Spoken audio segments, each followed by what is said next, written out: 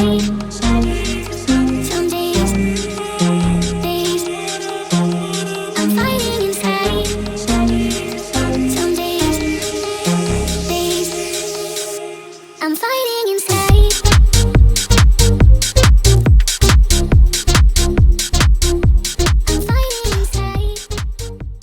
lenne, ha az ember az agyának a 100%-át használná? Ez az egyik legkitartóbb modern mítosz. Filmek, motivációs beszédek és félreértett tudományos állítások táplálják. De mielőtt lerombolnánk vagy épp tovább gondolnánk, tegyünk fel egy őszinte kérdést. Egyáltalán mit jelent az, hogy 100% agyhasználat? A közkeletű elképzelés szerint az emberi agy kapacitásának csak kis részét használjuk, és valahol ott lapul bennünk egy kiaknázatlan, szinte isteni potenciál. Ha ezt feloldanánk, szuperintelligensek lennénk, telekinézisre képesek, tökéletes memóriával és korlátlan kreativitással. Ez jól hangzik, csak egy baj van vele. Nem igaz. Az idegtudomány mai állása szerint az egész agyat használjuk. Nem egyszerre ugyanúgy, hanem dinamikusan. Különböző területek különböző feladatokért felelnek, és attól függően aktiválódnak, hogy mit csinálunk. Gondolkodunk, mozgunk, emlékezünk, érzünk vagy álmodunk. Ha valóban csak 10%-át használnánk az agyunknak, akkor az idegsebészek rutinszerűen vágnának ki hatalmas darabokat belőle.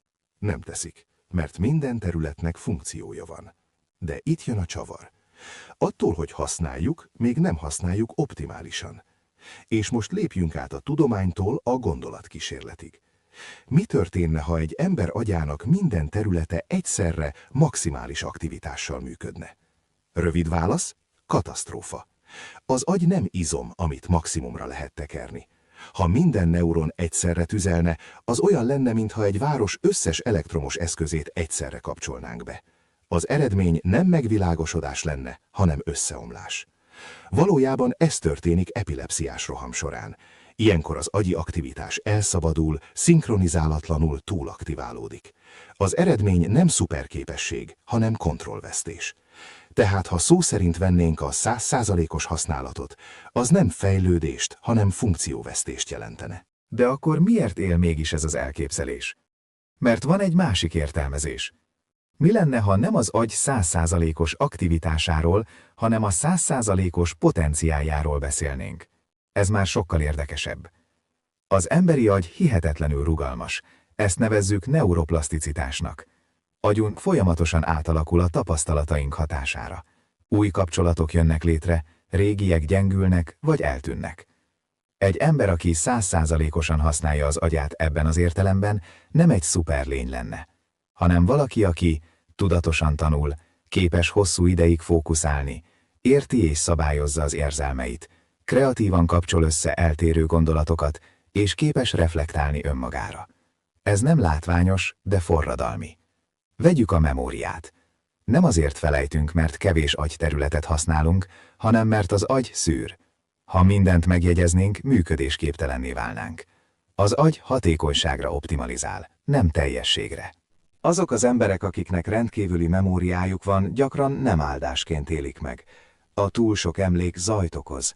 Nehéz dönteni, nehéz jelen lenni.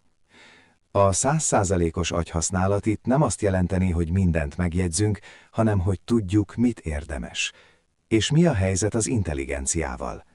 Az intelligencia nem pusztán gyors gondolkodás, sokkal inkább jó kérdések feltétele. Aki az agya potenciáját jól használja, nem gyorsabban gondolkodik, hanem mélyebben. Nem több információt halmoz fel, hanem jobban rendszerezi. Nem mindenre tudja a választ, hanem felismeri, mikor nincs válasz.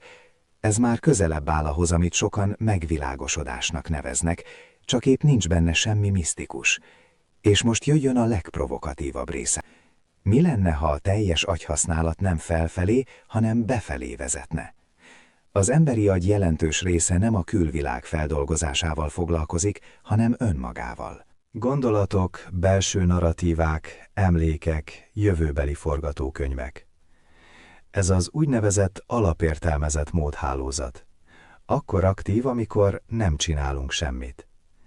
Ironikus módon sok kreatív áttörés, felismerés és intuitív gondolat nem erőfeszítésből, hanem ellazult állapotból születik. Tehát lehet, hogy a 100%-os potenciál nem több akarást, hanem jobb elengedést jelent. Most képzeljünk el egy embert, aki valóban közel kerül ehhez az állapothoz. Nem teleportál, nem lebeg, nem olvas gondolatokat, de tisztán érzékeli a saját mentális folyamatait. Felismeri, mikor egy gondolat nem hasznos, nem azonosul automatikusan az érzelmeivel, és képes választani a reakciói között. Ez ijesztően erős képesség, és egyben nagyon emberi. A végén tehát marad a kérdés. Tényleg akarjuk használni az agyunk 100%-át, vagy csak szeretnénk hinni abban, hogy van egy rejtett kapcsoló, amit ha átbillentünk, minden problémánk megoldódik? Az igazság kevésbé látványos, de sokkal felszabadítóbb. Nem több agyra van szükségünk, hanem tudatosabb használatra. És ebben a játékban nincs végső szint, csak egyre jobb kérdések. Ha tovább megyünk, elérkezünk egy ponthoz, ahol a kérdés már nem az, mit tud az agy, hanem az, ki használja. Mert az agy nem független entitás, nem egy motor, amit kívülről pörgetünk fel. Az agy mi vagyunk. És amikor a 100%-os használatról beszélünk, valójában azt kérdezzük, mekkora tudatosságot bír el az ember. És itt kezd igazán kényelmetlenné válni a téma. Képzelj el egy embert, aki minden pillanatban teljesen jelen van. Nem menekül a múltba, nem szorong a jövőtől, nem pörgeti újra és újra ugyanazokat a belső történeteket. Ez elsőre békésnek hangzik, de a valóságban ez rendkívül intenzív állapot. A legtöbb ember nem azért nem használja ki az agyát, mert nem tudja, hanem mert nem bírná elviselni azt, amit találna benne. A tudatosság növekedése ugyanis nem csak intelligenciát hoz, hanem felelősséget. Minél tisztában látod a gondolataidat, annál kevésbé tudod magad becsapni. Minél pontosabban érzékeled az érzelmeidet, annál nehezebb másokra hárítani őket. Minél mélyebben érted az összefüggéseket, annál keveset kifogás marad. Ezért nincs ingyen szuperagy. Most nézzük meg a kreativitást. Sokan azt hiszik, hogy a kreatív zsenik többet használnak az agyukból. Valójában másképp használják. Nem lineárisan, nem logikusan, hanem hálózatszerűen. Az agy ilyenkor erőlködik. Inkább engedi, hogy különböző területek kapcsolatba lépjenek egymással. Tudomány és művészet, logika és érzelem, racionalitás és intuíció. A 100%-os potenciál itt azt jelenti, hogy az agy nem akadályozza önmagát. És ez ritkább, mint hinnénk. És most jöjjön egy sötétebb forgatókönyv.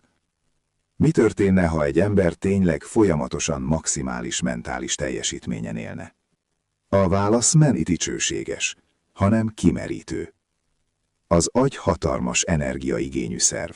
Már most is az energiafelhasználásunk jelentős részét igényli. Ha folyamatosan csúcson működne, a test nem bírne. Krónikus túlterhelés, alvászavar, érzelmi elsivárosodás. Az idegrendszer nem arra lett tervezve, hogy állandóan csúcs teljesítmény nyújtson, hanem hogy ritmusban működjön. Terhelés, pihenés, integráció. A valódi fejlődés nem a folyamatos maximumon, hanem a helyes ciklusokon múlik. És itt érkezünk el a legfontosabb felismeréshez. A 100%-os agyhasználat nem egy állapot, hanem egy folyamat. Nem egy kapcsoló, amit felkapcsolsz, hanem egy kapcsolat, amit kialakítasz. Kapcsolat a figyelmeddel, kapcsolat a gondolataiddal, kapcsolat azzal, ami benned zajlik.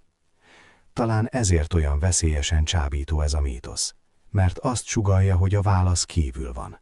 Egy trükkben, egy technikában, egy rejtett képességben. Pedig a valóság sokkal radikálisabb. A teljes potenciál nem új képességeket ad, hanem elvesz dolgokat, illúziókat, automatizmusokat. Önkéntelen reakciókat, és ez fájhat. A végén tehát nem az a kérdés, mi történne, ha az ember az agya 100%-át használná, hanem az, hogy mit vagy hajlandó elengedni azért, hogy közelebb kerülj hozzá. Mert lehet, hogy a valódi határ nem az agyban van, hanem a bátorságban, hogy szembenézzünk önmagunkkal. És ez az a pont, ahol a tudomány elhallgat, és a felelősség elkezdődik. Lehet, hogy a legnagyobb hazugság nem az, hogy nem használjuk az agyunk 100%-át, hanem az, hogy ha használnánk, minden jobb lenne. Mi van, ha a teljes potenciál nem felemel, hanem meztelenné tesz? Mi van, ha nem új képességeket ad, hanem elveszi a kifogásokat? Mert abban a pillanatban, amikor valóban látod, hogyan működik az elméd, többé nem mondhatod, hogy nem tudtam. Nem mondhatod, hogy így alakult, és nem bújhatsz el az zaj mögé. Talán ezért nem keressük igazán a választ. Talán ezért kényelmesebb a mítosz, mint az igazság. De akkor marad egy kérdés. Egy kellemetlen, nyugtalanító kérdés.